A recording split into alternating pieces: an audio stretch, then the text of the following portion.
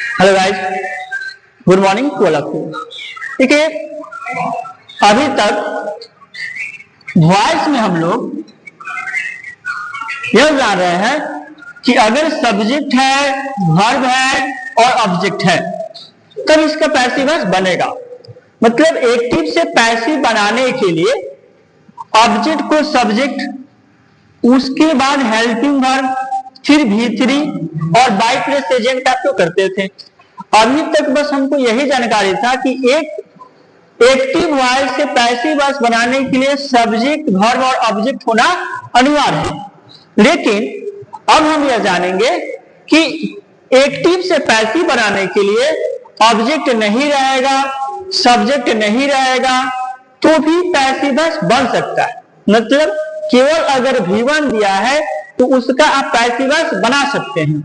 कैसे बनाएंगे? उसके लिए आपको एक सेंटेंस के बारे में जानकारी होना चाहिए कि सेंटेंस क्या होता है। Imperative sentence. चलिए थोड़ा सा हम आपको इंपरेटिव सेंटेंस के बारे में समझा रहे हैं कि इंपरेटिव सेंटेंस क्या होता है, फिर इंपरेटिव सेंटेंस का वॉइस कैसे बनता है।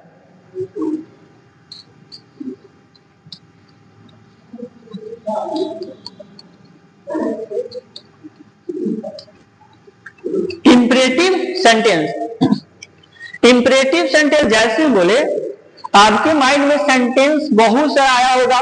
इस इंपरेटिव सेंटेंस होता है, अफर्मेटिव सेंटेंस होता है, निगेटिव सेंटेंस होता है, इंट्रोगेटिव सेंटेंस होता है, WH सेंटेंस होता है, अफर्मेटिव सेंटेंस होता है, एक्सक्लेमेटिव सेंटेंस, ऑप्टेटिव सेंटेंस। यह इंपरेटिव सेंटेंस क्या होता है? तो इंपरेटिव सेंटेंस वैसे सेंटेंस को बोला जाता है जो सामान्यतः स्टार्ट होता है V1 से।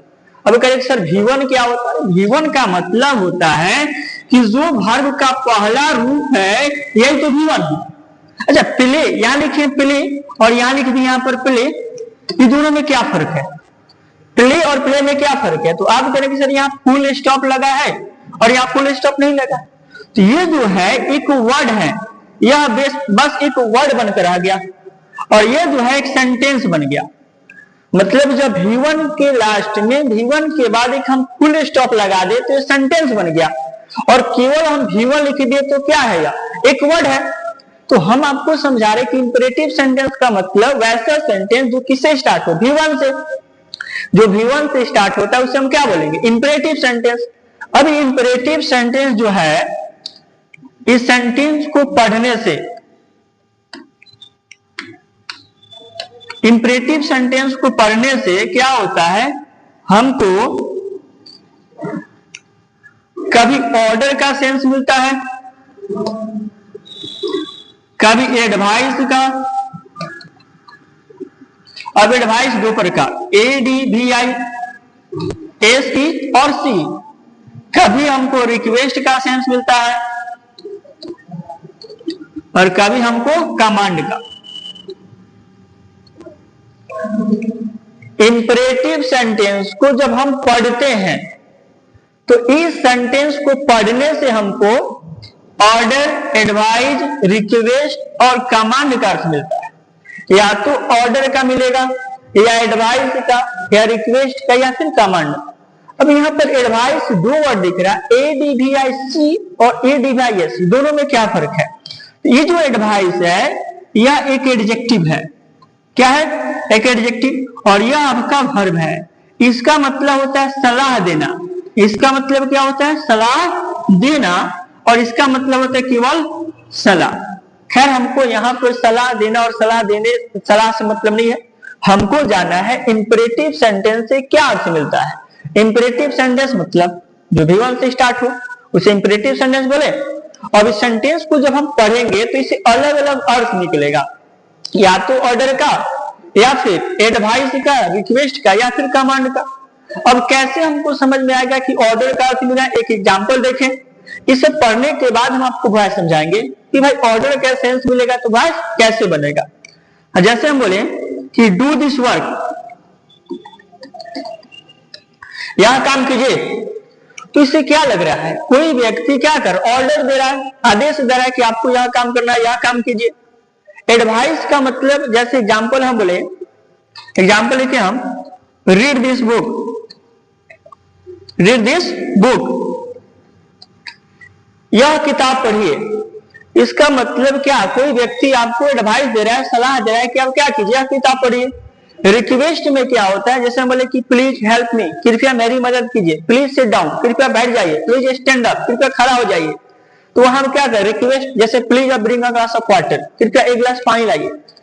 और कमांड का अर्थ मिलता है, सैनिक जो लोग होते हैं, जो सोल्जर होते हैं, वह क्या करते हैं, कमांड का, जैसे फायर एट वंस, एक बार में फायर करो। तो इंपरेटिव सेंटेंस को पढ़ने से कभी ऑर्डर, कभी एडवाइस, कभी रिक्वेस्ट, तो कभी कमांड का अर्थ मिलता है। अब हमको जानना है कि अगर एडवाइस का अर्थ मिल रहा है तो एक्टिव से पैसिव कैसे बनाएंगे, ऑर्डर का अर्थ मिल रहा है तब एक्टिव से पैसिव कैसे बनाएंगे, रिक्वेस्ट का मिल रहा है तब एक्टिव से पैसिव कैसे बनाएंगे, और कमांड का मिल रहा है तब एक्टिव से पैसिव कैसे बनाएंगे। आइए एक एक समझते हैं।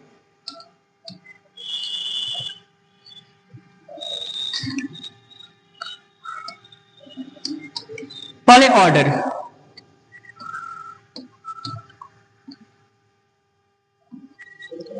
जब इंपरेटिव सेंटेंस से ऑर्डर का सेंस मिलेगा तब क्या होगा, इसमें दो कंडीशन होगा, एक विथ ऑब्जेक्ट, दूसरा कंडीशन होगा विदाउट ऑब्जेक्ट।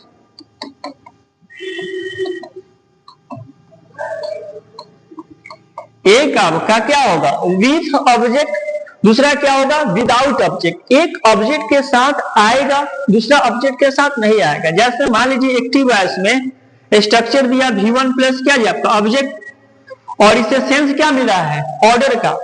तो जब इसका पैसिव वॉइस बनाएंगे तो क्या करेंगे, लेट प्लस ऑब्जेक्ट प्लस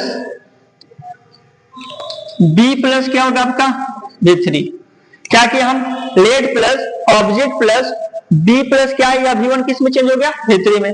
जैसे एक्टिव वॉइस हम बोले डू दिस वर्क, यह काम कीजिए, हम बोले कि इसका पैसिव वॉइस क्या होगा, तो डू दिस वर्क, क्योंकि V1 से स्टार्ट है तो इंपरेटिव है, और जब इंपरेटिव हो गया तो इससे या तो ऑर्डर या फिर एडवाइस, रिक्वेस्ट या कमांड का अर्थ मिलेगा। करके डू दिस वर्क, यह काम कीजिए, क्या मिला है ऑर्डर का। जब ऑर्डर का मिला तो या तो हो सकता है इसमें ऑब्जेक्ट दिया हो या फिर ऑब्जेक्ट नहीं दिया हो।